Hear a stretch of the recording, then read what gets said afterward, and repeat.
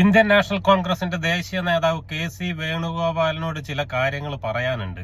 അതിനു മുമ്പ് നിങ്ങൾ ഈ വീഡിയോ ഒന്ന് കാണും. മിസ്റ്റർ ബൈജു മോനെ, ആ കാക്കിക്കുപ്പായം അവിടെ വെച്ചിട്ടുണ്ടല്ലോ. ജീവിതാവസാനം വരെ പിണറായി മുഖ്യമന്ത്രിയാവുന്ന മോഹം ആരെങ്കിലും തന്നിട്ടുണ്ടെങ്കിൽ 6 മാസം കഴിഞ്ഞാൽ നിങ്ങൾ ഞങ്ങളെ കാണും.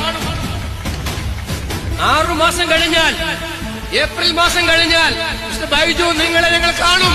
കെ.സിയോട് പറയാനുള്ളത്, എ.കെ. ആന്റണി പ്രതിപക്ഷ നേതാവായിരിക്കുന്ന സമയത്ത് വയനാട് ജില്ലയിലെ കൽപ്പറ്റയിൽ വെച്ചൊരു പൊതുയോഗം നടക്കുമ്പോൾ കെ. മുരളീധരൻ പ്രസംഗിച്ചുകൊണ്ടിരിക്കുമ്പോൾ എ.കെ. ആന്റണി വേദിയിലേക്ക് കടന്നു വന്നപ്പോൾ അവിടെ നിന്ന് എസ്.ഐ പ്രതിപക്ഷ നേതാവിനെ സല്യൂട്ട് ചെയ്തില്ല. അന്ന് ആ വേദിയിൽ നിന്നുകൊണ്ട് കെ. മുരളീധരൻ പറഞ്ഞു, അടുത്ത തെരഞ്ഞെടുപ്പിൽ ഞങ്ങൾ അധികാരത്തിൽ വരും, എ.കെ. ആന്റണി മുഖ്യമന്ത്രിയാകും, ഈ എസ്.ഐനെ കൊണ്ട് ഈ കൽപ്പറ്റയിൽ വെച്ച് ഞാൻ തന്നെ സല്യൂട്ട് എടുപ്പിക്കുമെന്ന് പറഞ്ഞിട്ട് പിന്നത്തെ പൊതുവേദിയിൽ വെച്ച് എ.കെ. ആന്റണി മുഖ്യമന്ത്രിയായി വന്നപ്പോൾ അതേ എസ്.ഐനെ കൊണ്ട് സല്യൂട്ട് എടുപ്പിക്കാൻ പാകത്തിനുള്ള വാക്കുകൾ പറഞ്ഞ് അധികാരത്തിലേക്ക് തിരിച്ചു വന്നതാ കോൺഗ്രസ്.